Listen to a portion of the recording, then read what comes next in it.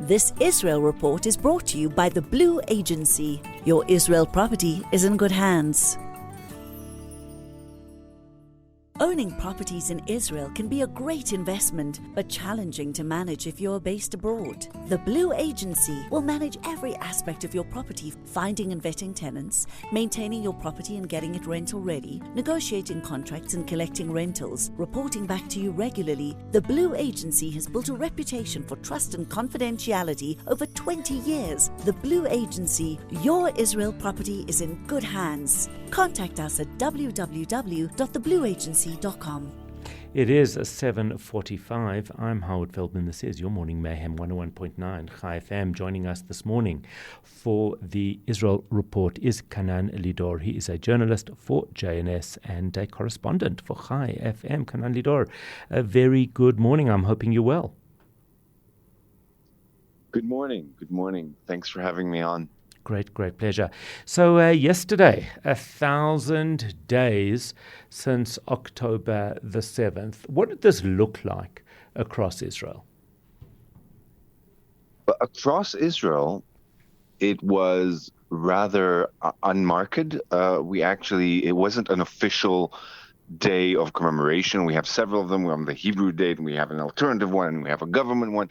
But so on the official level, this was just noted by the foreign ministry, by even Mike Huckabee, the U.S. ambassador to Israel, noting in statements, maybe a press conference the IDF also held to kind of take stock of what has happened since October 7. Where are we now militarily, the IDF overviewed.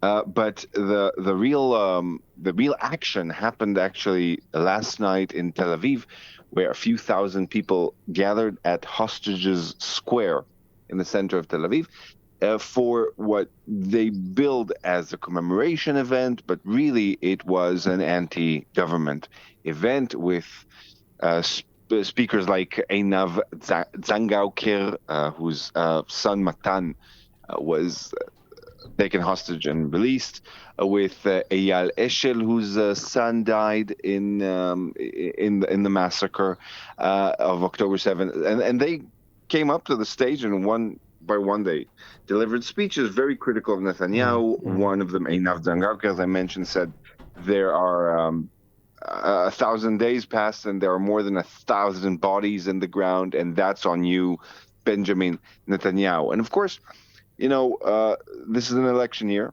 and Netanyahu and the government cannot ignore October 7 and the horrors that happened there. But their take is, look, we got all the hostages, dead and alive, back, which is something that no one imagined would happen. Israel is in a much stronger place geopolitically right now. Hezbollah is cowering in southern Lebanon, despite the limitations on use of force, which they don't admit. But despite that, just yesterday, a Hezbollah terrorist was killed. The whole Middle East has changed, and that's the legacy of October 7th. So that's the debate that we're having.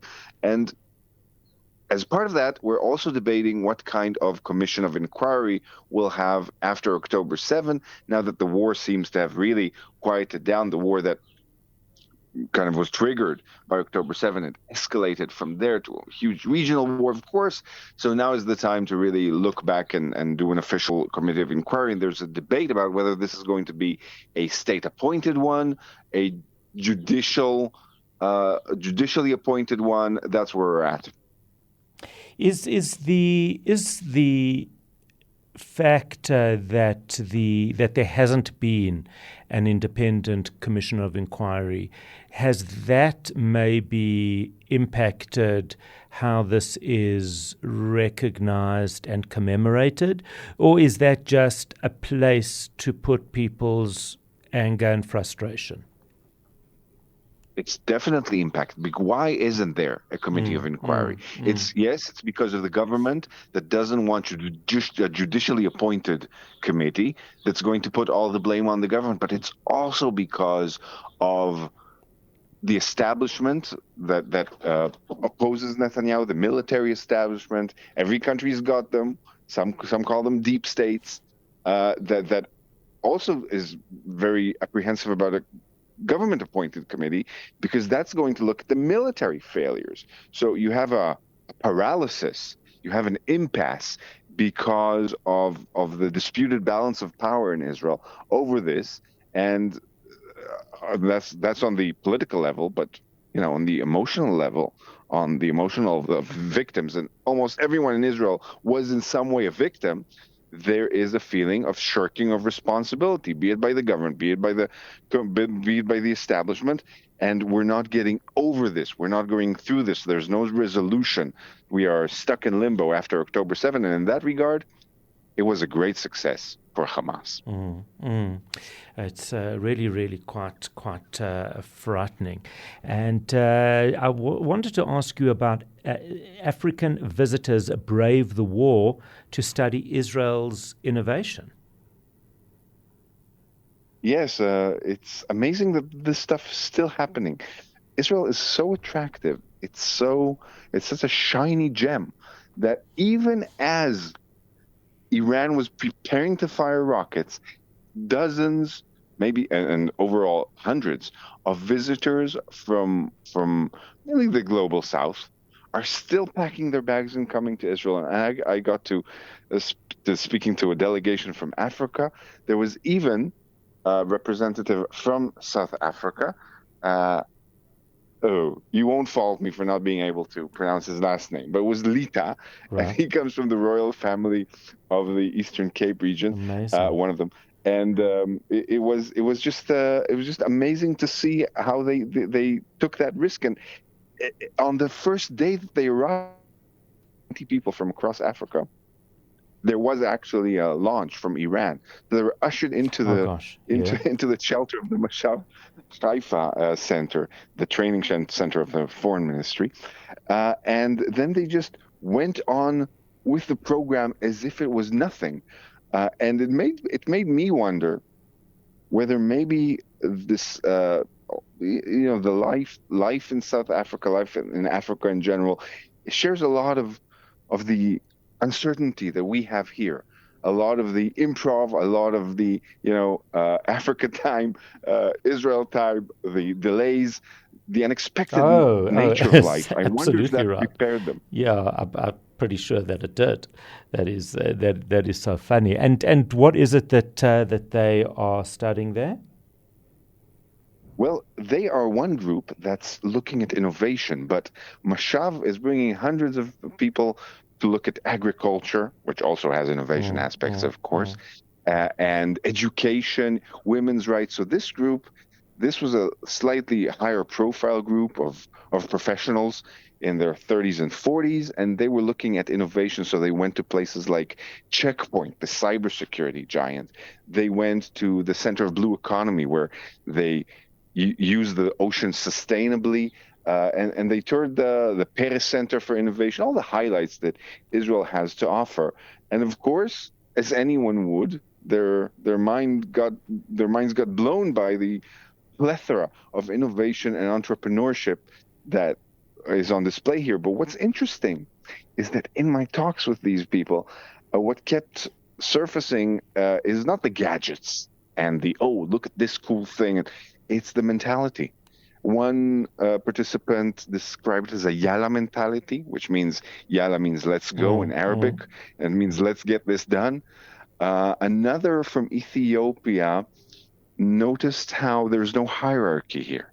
So high-tech manager, the head of the startup, this low power with base, the most junior employee. And it's so funny because I've done so much research on this, and what they find is the lower the power distance, the greater the innovation. So in a country, for example, like Russia, where you've got a very, very, very big distance, I think that it's like a 15, or I can't remember how they calibrate the numbers, there's much less innovation because people have to be much more respectful to somebody else. But the lower the power distance, the greater innovation, because everybody has something to contribute, which is so fascinating. And that takes us back to our first item on the show, with Einav Zengauker, the mother of the hostage, who gets up and shouts all kinds of foul things at the prime minister. And then we shake our heads and we say, oh, this is terrible. This is signs of disintegration, disunity, but it's also the source of power that Yes, drives yes. this locomotive forward. It's absolutely fascinating. Just moving away from issues within Israel, but ones that impact greatly is let's just talk about Trump, Iran, where we are, and the fact that Trump is questioning how Jews support the Democrats. But let's start with just an understanding of where this agreement is at. Well, right now we're seeing talk of another extension of the negotiations until July 18. One problem that arose is the American insistence that the Iranians clear the mines that they threw into the Strait of Hormuz. And that's phrased in general terms. It's phrased to guarantee the safety of vessels passing through the Hormuz in the framework of the agreement. Problem is, the Iranians themselves, it seems, don't know where the mines are. Those are mines that were dropped from fishing boats to evade U.S. satellite surveillance and during wartime. And so they feel like that's the interpretation, that they can't guarantee the safe passage because if one of those mines does explode, then they can't be held accountable for it from their perspective. And that kind of exposes an element of the Iranian way of waging warfare. Chaos is not something that is limited but harnessed. The implied message here is we're not even in control of what we're doing. So if you get rid of us, who knows what will happen? Don't mess with us. If you push us, you'll only get more instability, so that's where things are stuck right now. The American want assurances that the Strait of Hormuz will remain open, and the Iranians, amazingly, are trying to shirk responsibility for that. Now, Trump has given them, I believe, 2 more weeks past the announced, I don't know if it was agreed upon, but announced deadline of the last round. But we're also seeing American forces, heavy bombers, leaving the Middle East, indicating a winding down of the conflict, no matter what comes of the negotiations. When you see the military movement on the ground, then that means the show is over. Yeah, and what does that mean for Israel? I mean, there was talk that this week I saw reports or comments on social media. Israel might have to continue this or go alone. Is there any realistic expectation that might be the case?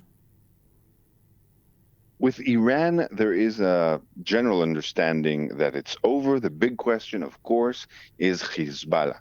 Does the agreement with Iran also spill over to Hezbollah as Iran claims, wants, pushes? Or is Israel free to manage this Iranian proxy, this threat on its northern border? Right now, there's no definite answer. As we mentioned, we just saw yesterday the idea of strike and kill a Hezbollah terrorist. But that said, it's very unlikely that we'll see the kind of strikes in Beirut that really keep Hezbollah on their toes. So we're sliding into a war of attrition or of erosion in Lebanon, with one very important difference, of course, which is the agreement that was signed on June 26 between Lebanon and Israel over Hezbollah's head, over Iran's head, saying that the IDF will stay in southern Lebanon. That's the Lebanese government saying, until Hezbollah is removed, until the Lebanese army is ready to take up the vacuum. That is unprecedented, and that is a geopolitical feat for Israel. Now, we have signed agreements with Lebanon before we even had a peace agreement with Lebanon in the 1980s. It crashed, and Lebanon crashed into civil war. So, let's take it with a pinch of salt, but still, that's where things are. That is where we do need to leave it. Canaan, Lidor, thank you. As always, wishing you a fantastic weekend. Shabbat Shalom. It is 8 o'clock. We'll be back just after this. That Israel Report was brought to you by the Blue Agency. Your Israel property is in good hands.